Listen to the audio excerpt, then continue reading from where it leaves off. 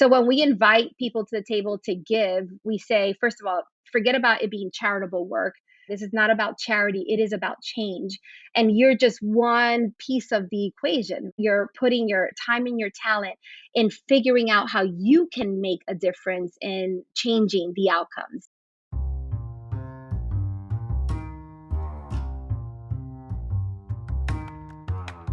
Welcome to Giving Done Right, a podcast on everything you need to know to make an impact with your charitable giving. I'm Grace Nicolette. And I'm Phil Buchanan. Hey, Phil, this is our first episode. I'm super excited, and we're starting with some of the big questions that every donor needs to grapple with, like where do I give? How do I even think about my giving? Yeah, that's something that I wrestle with. If I let myself, I could totally be overwhelmed with all of the different causes that I could be giving to. Should I give a lot to a few, or should I, spread out my giving? Tell us a little bit about our guest today who's going to help us navigate this. Jacqueline Martinez Garcel is our guest. She's the CEO of the Latino Community Foundation, but she and I have known each other for a long time, over a decade. When she was at New York State Health Foundation, she's seen philanthropy from a lot of different angles, and she's someone who's very much all about the head and the heart. She's got a lot of experience advising donors on exactly these questions. Jacqueline, thanks for joining us. Thanks so much, Phil, for having me here. So Grace and I are both really excited to be talking to you. And I was thinking back to the last time I was with you. We've known each other a long time, but the last time we were together in person was a little over a year ago, early summer 2019. And it seemed like a terrible time in the history of the country. And I remember we were doing a program together and you showed a heartbreaking photo of a child separated from her family at the border.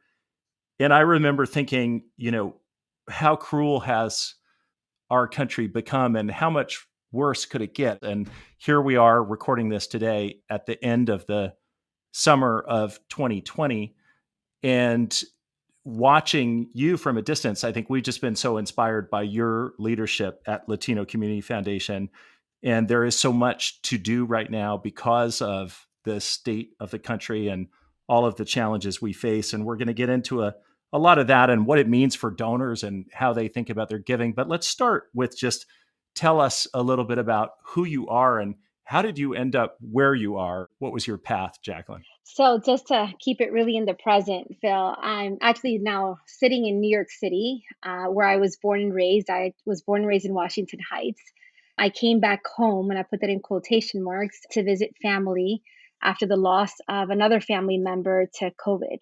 When we last saw each other, we both thought that the world couldn't get more cruel or upending, but it has. And it's really struck a very personal chord for me and my family. Like many Latinos, we have large extended families, many of whom are working in essential jobs right now, and their exposure is a lot higher than the broader population.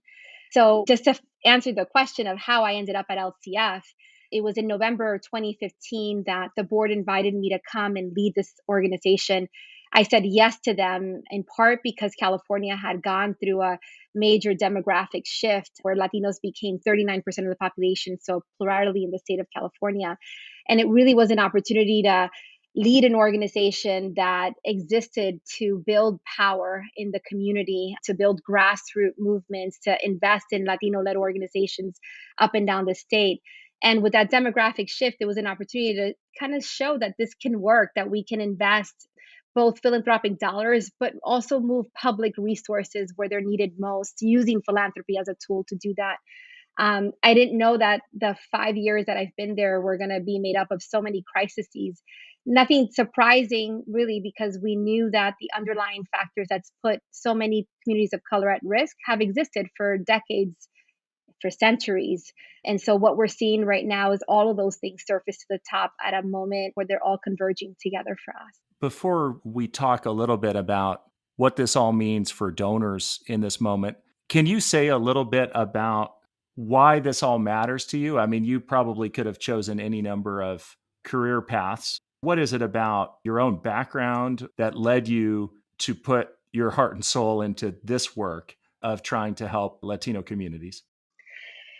Just going back to the history of when you and I met, I was at the New York State Health Foundation. I had a public health background, committed to really driving equity in health and healthcare. Spent 9 years there working with the likes of Jim Nickman, a leader in health and healthcare, driving home the message that we needed to expand not only access, but really make communities healthier by building in the supermarkets and the healthier places to eat and play for children. But the truth is that having grown up in Washington Heights, I knew that we had to go further upstream to really address what was at the root cause of all of this. And so I made the switch over to LCF with an anticipation to really focus on grassroots movements again, to focus on civic involvement. We can, as philanthropic leaders, invest dollars into communities, but if we're not investing in people and in their agency and in their power to create the change that they want to see, then we'll miss the boat. And so it was an opportunity to really rethink philanthropy. I also wanted to walk into a space where we demystified and rethought the concept of who is a donor and who is a philanthropist. The Latino Community Foundation has been at the forefront of building these giving circles in the Latino community with the idea that you don't have to be a Bill Gates or a wealthy individual to be a philanthropist. Anyone who can tap into their time, their talent, their treasures can reinvest in community and places that matter. Jacqueline, in terms of what the Latino Community Foundation does, giving circles, empowering different kinds of donors, for those who are not as familiar with what a community foundation is, can you tell us a little bit more about what your organization does? So we're a community foundation in the sense that we focus on a population. Some community foundations are regionally focused. We focus on Latinos up and down the state. And like I said earlier, we make up 39% of the population, I like to say 15 million strong. And so the idea of this community foundation is to really go deep into the places, the communities, the solutions that are led by Latinos themselves and invest in those ideas. As a community foundation, we serve as a convener where we bring Latinos from all walks of life, whether you're up and coming Latino who's working at Google or you've been working in the San Joaquin Valley as an organizer. We create the space for these groups to come together and think through how they can leverage their strength and their assets to really reimagine a new future for Latinos. And the community part is really that it's bringing folks from different generations, different sectors, different backgrounds. The commonality that we have is that we're Latinos and we invite non-Latinos to the table too, people who have a heart and understand that as Latinos go, so will California, right? So members of our giving circles include non-Latinos who understand that as we elevate this narrative, the importance of investing in Latino communities, the state of California would benefit from it.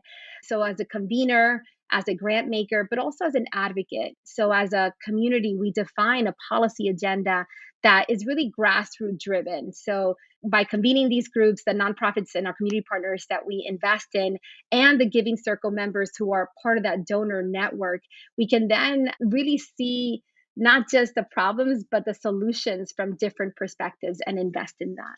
Your background is just so interesting. So it's really clear that you have a lot of passion for the issues that you advocate for the Latino community, as well as you have this really interesting background in evidence and impact evaluation.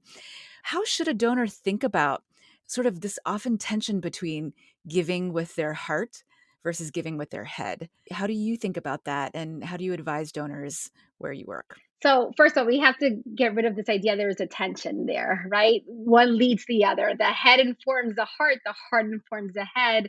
Let's just acknowledge that and put that on the table. Just because I give to things that I am passionate about doesn't mean that I have to dismiss the element of it that I want to make an impact, that I can actually change things. The key piece of this is that whether it's something that I am passionate about and I want to have an impact in, it's the people who drive that. And so when we talk to donors, we remind them that whether it's eliminating poverty or increasing access to higher education or engaging folks in civic engagement, it's the people who drive the solutions, and investing in those leaders is what really matters. And investing in them with the mindset that these problems that we're trying to address didn't happen overnight.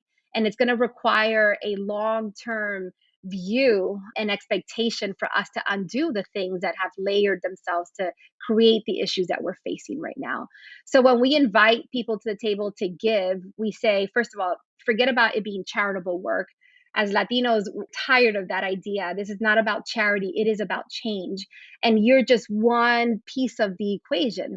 The idea that you're putting your, again, not just your treasures or your resources, but your time and your talent in figuring out how you can make a difference in changing the outcomes. So when we have our convenings with our donors, I don't even like the word donors because it associates with charity. I like philanthropists, right? Like it's the love of brotherhood, it's the love of other people. That's what's driving you to come to the table. Stay there long enough to get to know the people that you're investing in, and then figure out what else you use in your toolbox besides your money to be able to create opportunities for change. Hmm. That's so interesting. During this time, one of the tensions that I've personally been wrestling with, and I wonder whether some of our listeners have been wrestling with as well, is that, we have been in a time of crisis, right? There's a pandemic. There's been a new reckoning around racial injustices. But even in quote unquote normal times, we have had natural disasters, other things that come up that sort of call on us to respond. I think one of the things I really struggle with is that I want to be able to respond sort of in a one-time way, perhaps to communities or issues that I don't really have a personal connection to, perhaps. But then there's also sort of the maybe ongoing giving. But those two things do feel really at tension for me because there's sort of a defined bucket that I can be giving. And so, how would you advise someone like me where, I want to sort of give all of my money to the pandemic and racial justice now, but in typical times, there have been other issues that I also care about. Honestly, Grace, the key right now is these issues, we may see them as silos, they're all intertwined, right? So we as a community foundation, so our mission statement is we exist to unleash the civic and economic power of Latinos. We never intended to be a rapid response community foundation at the same time because we're listening and really keeping our ear to the ground and our feet on the ground. We want to respond to things as they come up. But the truth is, Grace, that as we look back to our quote rapid response around the North Cal wildfire that happened 2 years ago and again in 2018, to now responding with our Love Not Fear fund for this pandemic, we're still addressing some core issues, which is Latinos having the resources they need again to move forward, to press forward. All of our emergency funds are set up in stages in that, yeah, we recognize that people are losing homes when there's a wildfire and they're losing jobs. And how do we get cash in the hands of those individuals to be able to just make it through the weeks and the months that follow? But in all of our emergency funds, we also say phase two and phase three are critical. Phase two is about infrastructure, right? The communities that are hit, whether it's because of issues of climate change or even a public health crisis, they're the same communities. They're the communities where there's been disinvestments for decades, where there's an underinvestment.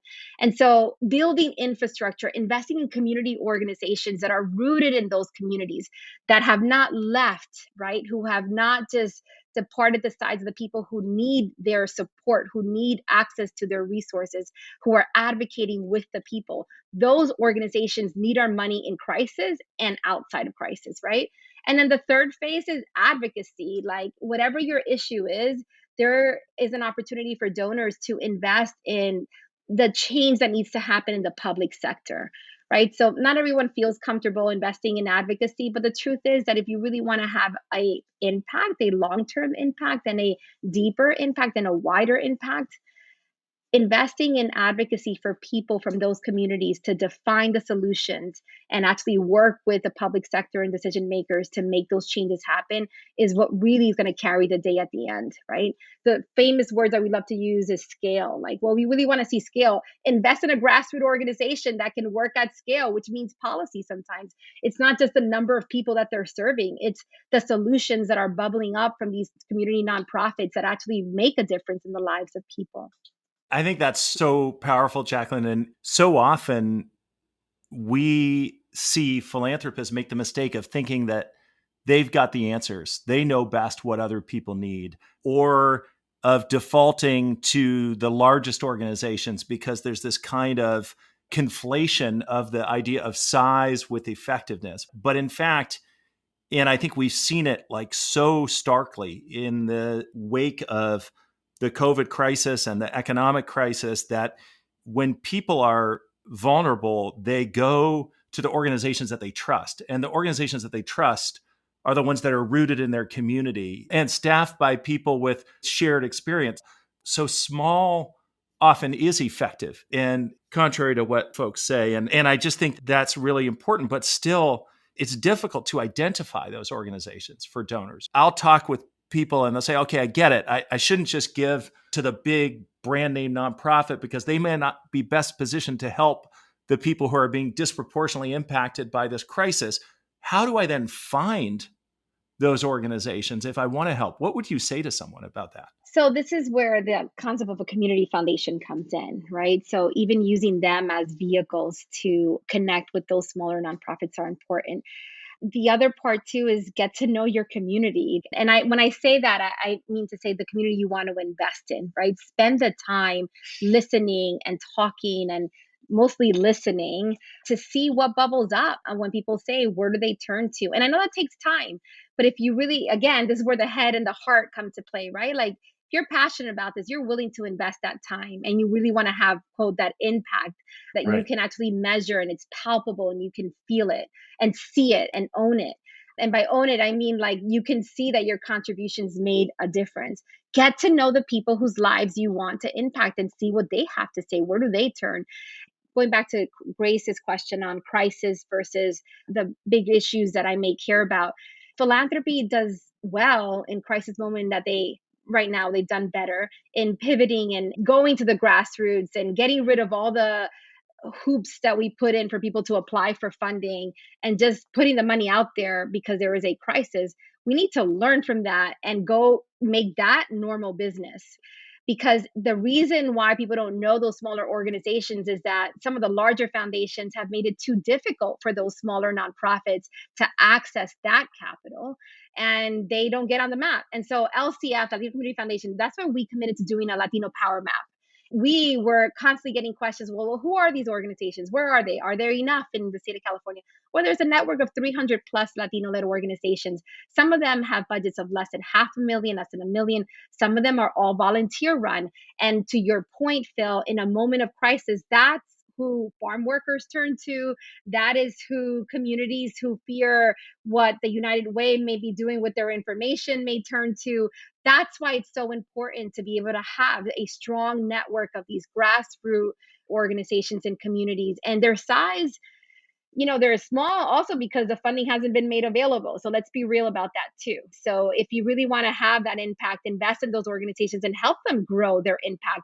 Don't worry about the number of people. Is their impact really growing? That's what really matters. If I was a sort of very new donor to all of this, and perhaps I haven't even thought about giving to a particular community or even advocacy, I guess I'm wondering, if I'm someone who has written checks to, let's say, NPR a couple times a year, but I do have more capacity to give, and I do want to give more, maybe to animals, maybe to other causes that are close to my heart. If I'm not particularly tied into a community, what do I do? Like, how do I decide where to give? Because again, it's sort of like breadth versus depth. We talked about heart versus head. How should one think about even just those very beginning steps of deepening one's giving? Where should we start? It's a question that I think is like, it's hard to have an answer where you can broadly apply it to all. I think it Mhm. matters to consider the depth in which you're able to give so that if you're giving to multiple places and you have the flexibility to be more creative and exploring a wider breadth of things to invest in, this is where the heart needs to lead. You have to be passionate about what you're giving to. And it's hard because, how do you convince more people to be passionate about giving to brown and black communities when they have no connection to it?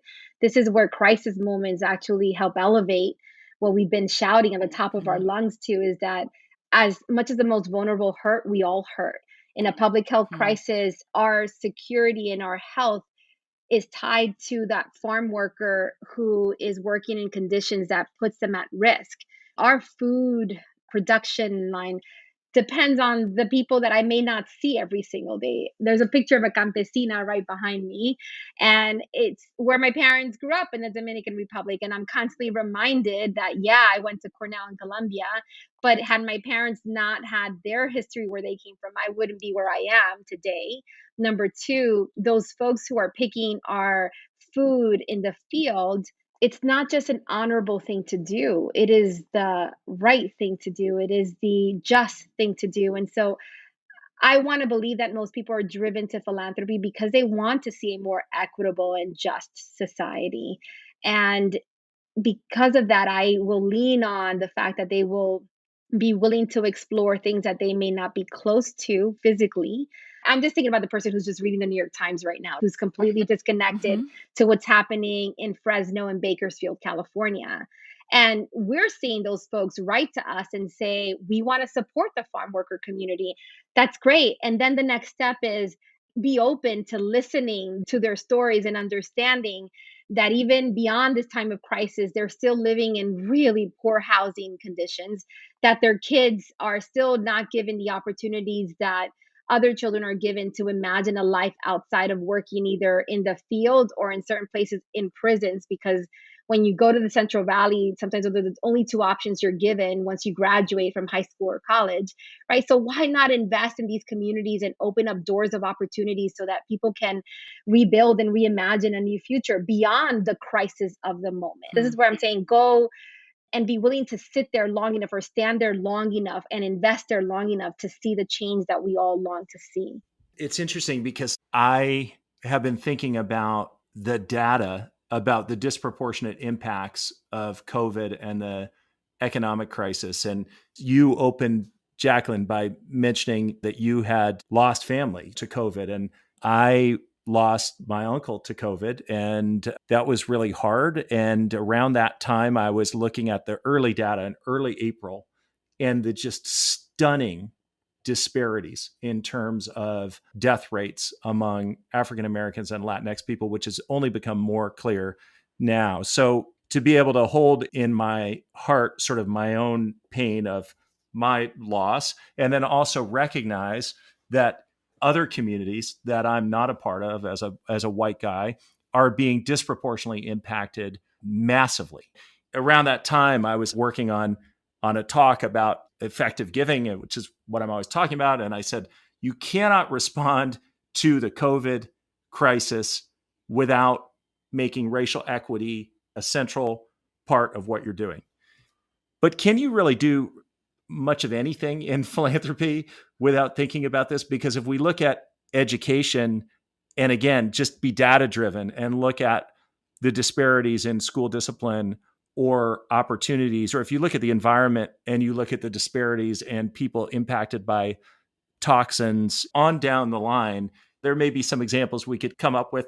Grace mentioned animals before, animal welfare, where maybe race isn't so much of an issue. But when we're talking about human beings in areas like education, the environment, poverty, housing, and we're talking about the United States, you actually can't really disconnect effectively addressing those issues from questions of systemic racism. And yet, much of philanthropy, many of the big foundations' goals, at least in the last 10, 20 years, they get described in kind of race neutral terms or without mentioning race. Is this a moment where that will change, do you think? Phil, if it doesn't, I'm done. Like, if this doesn't shake us to the core and make us reckon with our history, and this is know thy history, right? It's the data and the history that we just can't ignore. So I have a public health background, work in the field before going into philanthropy. We've been sounding the alarm that if a public health crisis, respiratory condition hits, it's not all everyone is, yes, it's a universal vulnerability. But the truth is that not all of us sit in the same places where we're going to be touched the same way. Yes, we are all experiencing exposure to it, but someone said, yeah, we might be in the same storm, but we're not in the same boat. We haven't been in the same boat for generations, for centuries. I don't know why this is even shocking anyone. Like, why is it surprising us that it's Right. Black and Latinos and low income communities that are being hit the hardest? Well, we've been saying higher rates of chronic conditions for a long time. The Right. environmental causes to these chronic conditions have not been addressed. Education matters. Education matters because it means it's opening up doors of opportunity where you can actually have a job that allows you to work at home. Only 1 out of 5 Latino has the luxury to actually work from home. The other 4 need to hustle out there in those essential jobs. And by the way, this whole conversation in our country about essential workers, Like, let's be really clear. The jobs is what we're treating as essential, not the workers, because even today, we're not protecting the people who are holding those positions. And yeah, philanthropy has played a major role in the narrative behind it, in that we haven't gone far enough upstream to address and tackle those root causes, because it may not seem like we can actually put a dent in them in 5 to 10 years. So what? Like, if we keep facing the same problems every 5 to 10 years, and a new problem comes up and it's the same community, then clearly we're not going far deep enough to figure out how we can make a difference. And yes, I am hopeful that philanthropy, both foundation and individual donors, will understand that history here has put populations on the margins, and that's Black and Latino and Indigenous and Southeast Asian Pacific Islanders, at highest risk of all kinds of causes of morbidity and mortality, right? I mean, you name it, most likely at the bottom rung. And why haven't we addressed those issues? And by the way, I will argue, our community foundation doesn't have an endowment, so we're not as large as, we don't have the assets to kind of really go at this aggressively, but we're doing it again by trying to influence the public sector. I will argue that both civic involvement, investing in civic engagement, and investing in economic opportunities and inclusive and just economy will get at the heart of some of the things that have put people at the highest risk. So tomorrow, having a talk with the Aspen Institute, big question is, what does reimagining the future look like? Well, how come we're not thinking about paying farm workers? And philanthropy can do little studies around this and invest in it. Instead of them just worrying about minimum wage, let's figure out a way where farm workers can actually be landowners, and we can break generational poverty, and their kids won't be exposed to the same issues that their ancestors have been exposed, and we can actually make a difference for the next generation. It's hard for philanthropy to think generationally. Our wealth is built generationally, but why don't we invest in a way that would actually break generational poverty among people of color? Not a simple answer, Phil, but if we don't apply that racial equity lens to the work that we do moving forward, the next public health crisis, the next climate justice crisis is going to pop up, and it's going to be the same communities that we're going back to and saying, oh my goodness, why did this happen? How did this happen? Yeah, absolutely. And you mentioned civic engagement, and it's related to this question of the health of our democracy, right? And some critics have said, look, philanthropy, at least philanthropy done a certain way, can undermine democracy because it can be a sort of top-down imposition of the will of the plutocrats. On the other hand, philanthropy done well can really strengthen democracy. You're working on things like the census. Help folks to understand how you can use your philanthropy to actually strengthen democracy or democratic institutions. Yeah, it goes right back to the initial topic of investing in grassroots organizations and grassroots leaders. One thing that we've all been hopeful for in our democracy is seeing protests being led by young brown and Black leaders. And by the way, those leaders are connected to a lot of grassroots organizations who've spent decades organizing and investing in youth leadership. And so when you have that infrastructure and it's strong, then people will grow up knowing that they have the power. They don't need to be empowered. I don't believe in this idea of you empower people. People are born with their own power. We can invest in helping to, and we use this word, unleash that power by investing in the organizations that are supporting these leaders, building the platforms, moving them forward, and building a grassroots narrative of what matters to people. Because then the folks that are being impacted the most are standing on a platform of hope. They are leading with their own voices. And when we invest in the solutions that are being called out by them, then we'll begin to see some real movement in the right direction. Because if we keep thinking, sitting around a boardroom and having foundations consult with some really expensive firms to come up with a strategy is going to continue to work, it hasn't, and it will not work. Strategy is important, but it needs to be informed by the people. And we also need to invest in movement building that may not fit one of those boxes in that logic model, but that movement building will raise up the leaders that will then take those solutions and execute them, and they will stay there for the long run. So, to close our time today, Jacqueline, I think we're going to ask this to each of our guests. Giving done right to you is about fill in the blank. Giving done right is about investing in people and leaders. It's putting our resources behind the folks who will go the long run, right? Who will stay the course and who will also lift others up as they rise. Philanthropic giving should really be about investing in the hearts and mind of the leaders that we want to see for our country and our communities. Jacqueline, thank you so much. This has been really just an incredibly interesting and provocative conversation. Really appreciate you taking the time to share your insights with us. And just to say, we continue at CEP to be inspired by the work that you're doing at the Latino Community Foundation. So thank you so much. Thanks, Jacqueline. Thank you. So Grace, what did you think of Jacqueline? Wow, Jacqueline is a force of nature. I really loved seeing the world from her perspective and really how she tied together things that are going on right now in this moment with these questions of how we can best be using our resources for the broader good. Yeah, she totally made the case that it's not about the head or the heart. It's your heart that compels you to do the tough work of using your head. She also made such a strong, persuasive argument for really getting close to the people and the issues that you're trying to address, because that's where the expertise is. And then I thought she talked in a really powerful and persuasive way about racial inequity and its role in really so many of the philanthropic goals that donors are going to be seeking to address. Right. On that last point, I mean, I think this current moment really asks the question of donors. Is there a lens by which we're looking at our giving, that we're looking at all the different ways that racial inequities and systemic racism kind of manifest themselves around us, and how can we be part of the solutions? Yeah, as challenging as this time in our country is, I feel like talking to Jacqueline was inspiring, made me hopeful. Me too. So Phil, where can people go for more information about effective giving? Well, they can absolutely check out our website, Center for Effective Philanthropy, which is cep.org. I also want to plug, Phil, your book, Giving Done Right, which came out last year. It was named Book of the Year by Inside Philanthropy, and you can get that at any bookstore. Very kind of you, Grace. And people can find you on Twitter at Grace Nicolette, or me at PhilXBuchanan. You can also send us a note with comments and suggestions. The email is gdrpodcast@cep.org. And if you like the show, please leave us a review on Apple Podcasts. It really helps. I want to thank the Giving Done Right podcast team, producer Sarah Martin, audio editor Mary McGrath, research and logistics guru Molly Heidemann, and our terrific colleagues Jay Kutzka, Ethan McCoy, and Say Darling.